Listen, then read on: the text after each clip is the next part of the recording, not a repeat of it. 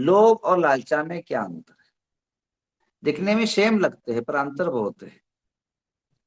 लोभ का अर्थ होता है जो आपने कमाया है, जो आपके दादा परदादों ने कमा के दिया है, यानी जो आपका इनकम है, उस इनकम को वैसे ही रखना, न खाने में खर्च करना, न पीने में खर्च करना, न धर्म में खर्च करना, न अदर किसी जगह खर्च खर्च न करना, जिसका नाम कंजूसी है, जुपुनता है। हाँ, वह कंजूसी करना उसका नाम लोभ है।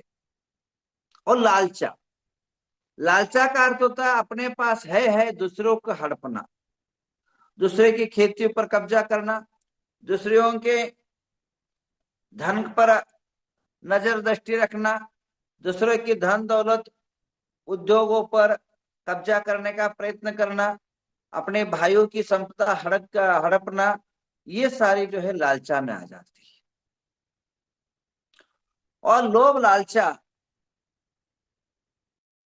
मनुष्य को बर्बाद कर देती है, मनुष्य को विनाश कर देती है। लोभी व्यक्ति कभी उदार मनुष्य नहीं हो सकता है। लोभी व्यक्ति, कंजूस व्यक्ति जो है कभी आम तरह, इंसान तरह नहीं जी सकता। हर चीजें जो है अपने ही तरीके से जीता है। कई दोस्तों के आपने देखा होगा जो कंजूस होते हैं, कहीं टूर में जा रहे हैं, टूर में जाने के बाद खाने के लिए कहीं होटल में बैठे, कहीं कैंटीन में बैठे, कहीं भोजनालय में बैठे, तो सबके साथ तो वो बैठ जाएगा, सबके साथ मस्ती से खाने लग जाएगा, और खाते खाते आधे पेट में भाग जाएगा वहां से, क्योंकि बिल देना ना पड़े। मतलब कंजूस आदमी भले ही आधा पेट खाना कम मिले चलेगा, बट बिल भर ना सके, बिल का पैसा अपने जेब से न जाए, इसलिए जो इस प्रकार का इसकी संकल्प नहीं धारणा होती है। कंजूस व्यक्ति जो बोली लेता है उसका नाम रखेगा, क्योंकि अपने को देना ना पड़े। जब कोई मंदिरों का मीटिंग होता है, जब कोई मंदिरों का कुछ नियोजना आयोजना या निर्माण आदि कार्यों का मीटिंग होता है, सबसे ज्यादा विरोध वही कंजूस व्यक्ति करेगा, क्योंकि अपने हाथ से कुछ खर्च न करना पड़े। वो कंजूस के कारण अनेकों प्रकार के धन खर्च न करने के कारण वो पाप का आश्रय कर लेता है, पुण्याय कार्यों में विघ्न डालने का प्रयत्न करता है। अगर घर में कोई पत्नी है, पति कंजूस है, तो पत्नी कुछ कर रही है तो बार बार टोकेगा। पत्नी कंजूस है, पति दिलदार है, तो उसको मंदिर जाने से, साधु के पास जाने से या कोई प्रवचन सुनने से रोकेगी, क्योंकि कहीं धन खर्च ना हो जाए। ये ध्यान रखिए, राजा राणा छत्रपति हाथन के अश्वार, मरना सबको एक दिन अपनी अपनी बार, आज या न कल सबको यहाँ से जाना है। राजा हो या रंग, अमीर हो या गरीब, मध्यम वर्गीय हो या हाई क्वालिटी के श्रीमंत वर्ग, सभी को यही वस्तु को छोड़ के जाना है, यही सबको रख के जाना है। कंजूसों से मेरा कहना है, अगर आप भरत चक्रवर्ती का उदाहरण पढ़ लीजिए, जो अभी इस शतमान के इस युग के सिकंदर, जो मुस्लिम था, भारत देश के अंदर अनेक महिलाओं को लूट करके अनेक राजाओं के राज्य पर कब्जा करके अनेक अनेक भारत के अंदर राज्य पर आक्रमण करके अपार संपदा लूटा, अनेकों जगह पर अत्याचार अन्याय का तांडव नृत्य उसने किया और लूट पाट करके हजारों हजारों वाहनों, हाथियों, घोड़ों, पालकियों, उस समय XYZ जो भी साधन थे उन सब पर लाद करके ले जाने लगा। और साथ में अचानक उसका जो है मुलाकात आमने सामने जैन मुनि कल्याण सागर जी से उसका संबंध मित्रता हो गई। जैन मुनि से कहता है, महाराज साहब आप चलिए, आप जो है हमारे साथ चले, आपका प्रवचन, आपकी विचारधारा, आपके मौलिक तत्व जो है हमें बहुत भाए है। एक मुसलमान सिकंदर जो है जैन साधु से प्रभावित होकर के उनको विदेश ले जाने का प्रयत्न किया। अचानक समुद्र मार्ग में जाते जाते बीच टापू पर उसका तबियत बिगड़ा, खराब हुआ। यह चंद्रगुप्त मौर्य काल की समय की बात है। तबियत बिगड़ने के बाद महाराज के पास आया। महाराज ने कहा जो भी करना कर ले, जो खाना खा ले, जो जीना है जीन ले, तेरा उम्र मात्र 3 दिन रह गया, जो करना है वो कर ले बेटा। अब राजा को जब ऐसा बोला तो वो जिसके सामने मौत हो, न खाना अच्छा लगता है, न पीना अच्छा लगता है, न जीना अच्छा लगता है, जीना जाना ही होता है, केवल टेंशन में समय व्यतीत होता है, वो आदमी कुछ कर नहीं पाता।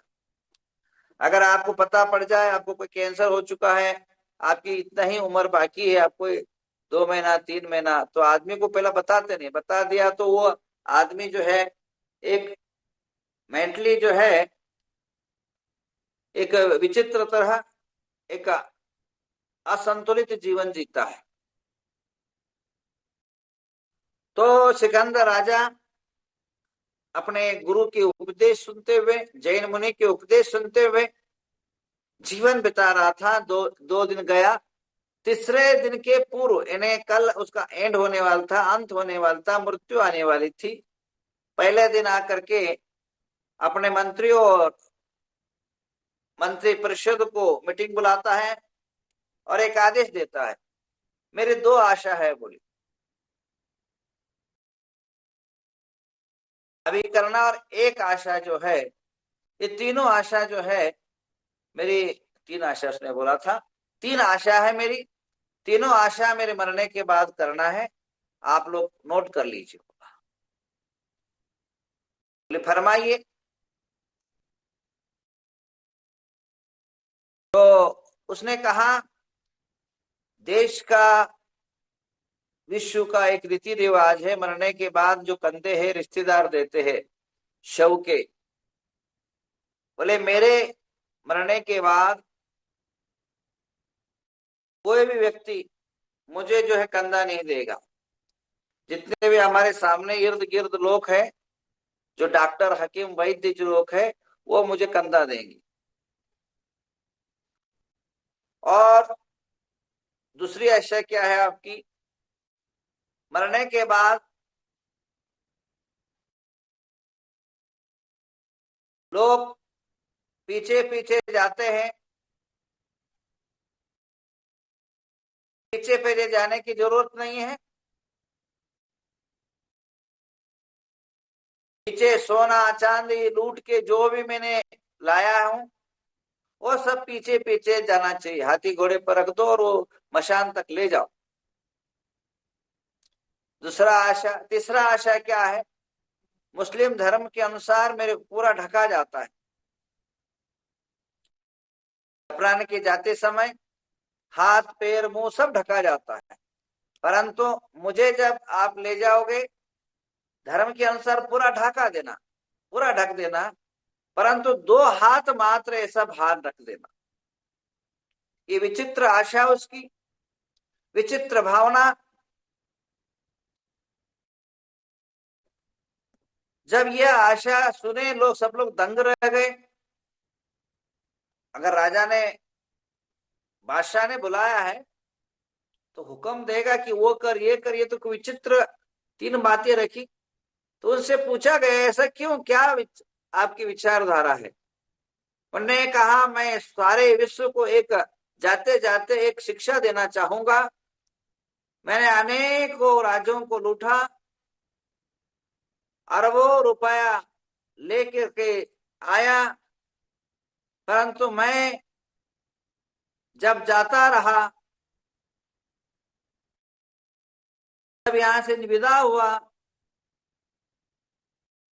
सिकंदर बादशाह तो सारे जो है सोना चांदी मैं साथ में ले जाते ज्यादा ज्यादा मैं कहां तक ले गया, मशान तक ले गया। उसके बाद मैं ये बताना चाहता हूं, सिकंदर जाता रहा, हाथ 2 खाली थे, दोनों हाथ जो है खाली हाथ से लौट रहा हूं, इस संसार को विदा ले रहा हूं। वैद्यों को कंधे इसलिए देना चाह रहा हूं कि लोग समझ ले जब मौत आएगी, न वैद्य काम आएंगे न डॉक्टर काम आएगा। यहाँ से जब भी विदा होना है तो कोई साथ नहीं देगा, जो तुमने पुण्य किया है वही साथ देगा, धन दौलत सब यही पड़ा रहेगा। इस कथानक, ये सत्य घटना है, कोई काल्पनिक घटनाएं नहीं है, ये ऐतिहासिक घटना है। चंद्रगुप्त मौर्य काल की घटना है, 1000 साल की पूर्व की घटना है। तो मैं इस घटना से आपको बोध ये देना चाहता हूं, जो लोभी लोग हैं, कंजूस लोग हैं, दिलदार बने। आपके जीवन के पहले, आंख बंद होने के पहले जो करना है वह कर लीजिए। बाद में कुछ करना चाहो तो भी कुछ नहीं कर सकते हो। आप जो भी भावना है, जो भी करना है, अपने रहते हुए कर लेना।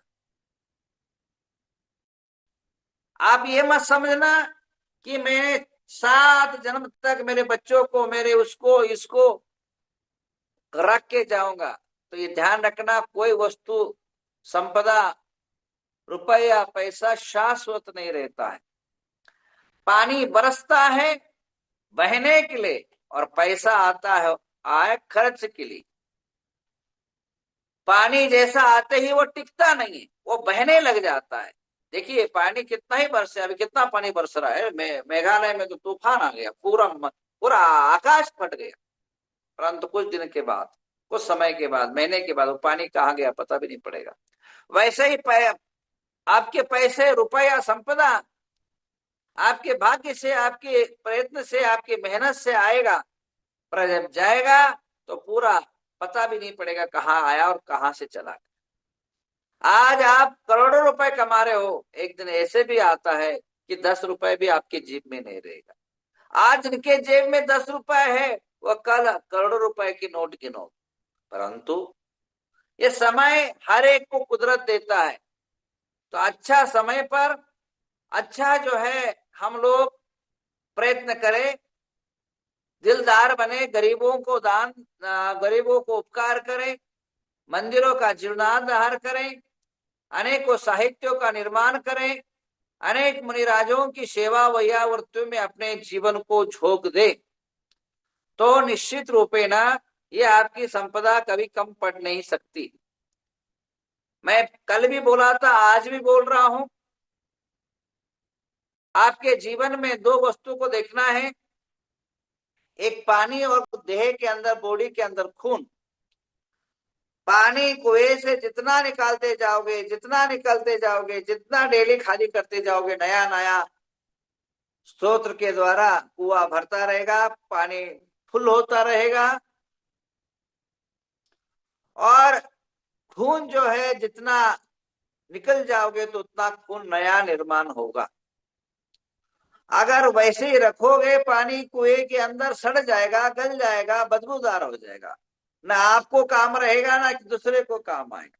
संपदा आप जितने धार्मिक अनुष्ठानों में आपके परिवारों में, आपके जीवन में खर्च करोगे उतना ही आप डबल पाओगे। अन्यथा कंजूसी करते करते जीवन के अंतिम क्षण में आंख बंद करके चले जाओगे, सारी संपदा, सारी व्यवस्था यही पड़ी रही। आप जीते जी जितना हो सके उतना करते जाइए। आपको कुदरत ने दिया है, कोई कमी नहीं करेगा भगवान। ये उत्तम सोच धर्म यही बताता है। प्राकृतिक से जिए। पैसा आया है खर्चा करने के लिए, पैसा जाएगा खर्च में। आप जितने भी राज महाराजाओं के इतिहास उठा के देख लीजिए, आपकी जो संपदा है, वैभव है, वह 3 पीढ़ी से आगे यशस्वी नहीं हो सकता है। हर आदमी सोचता है मैं 7 पीढ़ी तक कोई कम ना पड़े इतने इकट्ठा करके जाऊंगा। तो ध्यान रखना, आप इकट्ठा किया हुआ बेटा आधा पागल निकलेगा या कोई आपके विचारधाराओं पर नहीं चलेगा। तीसरा तो बिल्कुल बुद्धू निकलेगा। तीसरा जो है, तीसरा पीढ़ी जो है पूरा, उसको आपके अस्तित्व का आधा से आधा भी जो है उसके अंदर ज्ञान और नॉलेज नहीं रहेगा। आज भारत देश के अंदर देखिए, जितने राजा, चाहे छत्रपति महाराजा हो, महाराणा प्रताप हो, ये अदर कोई है, उनकी जो प्रभाव था, उनका जो वर्चस्व था, वह तीसरे पीढ़ी के बाद समाप्त हो गया है। चाहे वह जवाहरलाल नेहरू हो, इंदिरा गांधी हो, राजीव गांधी हो, और अभी जो है राहुल गांधी। राहुल गांधी आप सब देख ही रहे। वह प्रधानमंत्री बनने की चाह में घूम रहे हैं, परंतु वह कोई जुगाड़ बनता हुआ नहीं दिख रहा है। तो कहने का तात्पर्य यह है, कई मुख्य आपके राज्यों में कई मुख्यमंत्री हुए, कई जो है मंत्री हुए, वो 2-3 पीढ़ी के अंदर पूरा जीरो हो गए। आज जो है सत्ता संपदा है, वह शाश्वत नहीं है। आज और कल ये अंत होने वाला है। तो इसलिए मेरा कहना है, जो जिंदगी में कर सको अपने हाथों से वह करिए, और उत्तम सोच धर्म को प्राप्त करिए। उत्तम सोच आप सबके लिए पवित्र जगह है, पवित्र धर्म है। आज के दिन आप थोड़ा सा उदार बनिए, और आज कंजूसी कम करके दान का जिस दिन आएगा, उत्तम त्याग के दिन आएगा, उस दिन जरूर त्याग करें। आज भावना भाई, और उत्तम क्षमा, मार्दव, आर्जव, सोच, और उसके बाद सत्य, उसके बाद संयम और तप, और उसके बाद त्याग कर लेना। अभी भावना बना ले। त्याग के दिन पर त्याग इतना करना, मन में घर में मीटिंग कर लीजिए, होम मिनिस्टर के घर से परमिशन लीजिए, और त्याग के टाइम पर जरूर त्याग करें, मन बनाए जितनी। और त्याग ध्यान रखना, अपनी परिस्थिति और अपनी ताकत से ज्यादा नहीं करना, जितना हो सके उतना ही करना। एक सूचना। दूसरी सूचना, 3 तारीख को नवग्रह तीर्थ की तरफ से धर्मस्थल वीरेंद्र हेगड़े के प्रकरण में जो षड्यंत्र रचा है, उसको केंद्र सरकार को अवगत कराने के लिए नवग्रह तीर्थ से एक टीम जा रहा है। 3 तारीख को रात को 8 बजे अमित शाह होम मिनिस्टर ने टाइम दिया है। हम चाह रहे हैं, मैं अपने लेटर दे के भेज रहा हूं। एक तो नियोग का एक लेटर रहेगा, एक मेरा एक लेटर रहेगा। 2 लेटर जो है उनको देख करके जो कर्नाटक की परिस्थिति है उनको अवगत कराया जाएगा अपनी ढंग से। और इसके अलावा देश के अंदर ऐसे कानून लाए जाए जहां संस्कृति की रक्षण हो, धर्म की रक्षण हो, और हमारी जो प्राचीन परंपरा और पद्धति है उसकी सुरक्षा हो, और अन्य लोगों की उस पर कुदृष्टि न हो। और ये एक हमारी अपेक्षा है, और ऐसे नए कानून ला करके तीर्थों की रक्षा करे, ऐसी भावना भाते हैं। इसके अलावा हम जो है और एक नियोग बना रहे हैं, जिसमें गृह मंत्री से मिलकर के जो धर्मस्थल का प्रकरण है, उसमें विशेष जो है आप नजर रखिए, और जो संकट है उस संकट मुक्ति में आपका विशेष सहयोग सहकार रहे, ये भी हम भावना भाएंगे। तीसरा ये भावना भा रहे हैं, तीसरा लेटर के अंदर विशेष उसके अंदर उनको गाइडलाइंस ये करना चाह रहे हैं हम